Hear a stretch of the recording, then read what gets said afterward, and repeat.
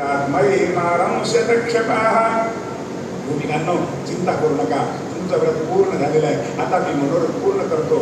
शरद पौर्णिमेच्या रात्री तुम्ही या, मी तुमचं मनोरथ पूर्ण करतो. रास लिलेची रात्र आहे महाराज, शरद पौर्णिमेची रात्र, आणि तिथे तुमचं मनोरथ मी पूर्ण करतो असं आश्वासन दिलं.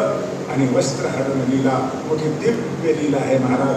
अर्थात भगवंताची लीला जर संतांच्या विचारातून चिंतन केलं तर आमच्या बुद्धीचे सगळे भ्रम मारून जातात, संशय नाहीसे होतात. पण विषयी लोकांच्या संगतीत राहून जर चिंतन करू लागलो तर आम्हाला तिथं सुद्धा दोष दिसणार आहे.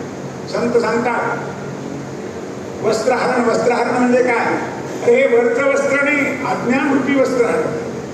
दुसरं, रासलीलेमध्ये असं वर्णन येतं, कन्हैयानं चुंबन घेतलं, कन्हैयानं आलिंगन दिलं, असं कुठं करावं का असा आक्षेप आहे. मोठमोठे, अरे मोठे लोक सोडा, परीक्षिती राजाने आक्षेप घेतलाय मला भगवंताच्या चरित्रात. सुखाचार्य विचारलेलं असं कुठं करावं, धर्माचा स्थापनेकरता ज्यांनी अवतार घेतला आणि असं कृत्य करावं का?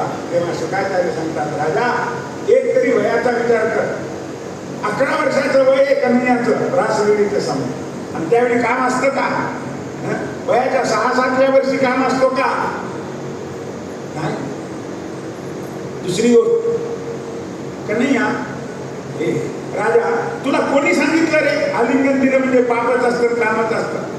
हे पहा, एका गृहस्थाला एक मुलगी आहे, लग्नाला आधी लग्न ठरलं, लग्न लावलं, सगळं झालं, साडे झाले, आणि आता ती मुलगी नांदायला सासरी निघाली. तेव्हा सगळ्यांच्या पाया पडते, घरातल्या मिस्टर मित्र सगळे सगळे आईच्या पाया पडते, आणि वडिलांच्या पाया पडायला जेव्हा येते तेव्हा तिचं हृदय भरून येतं.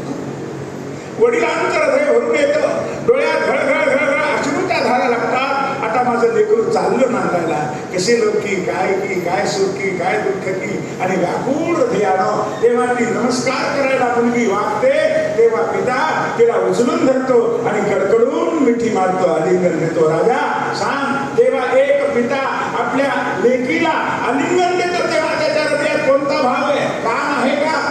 विकार आहे का? नाही, शुद्ध प्रेम आहे. लक्षात ठेव राजा, मुलीला आलिंगन देताना वडिलांच्या हृदयाचे शुद्ध प्रेम आहे, त्याच्यापेक्षा करोडपटीनं शुद्ध प्रेम गोपी आणि कृष्णांच्या आलिंगनामध्ये आहे.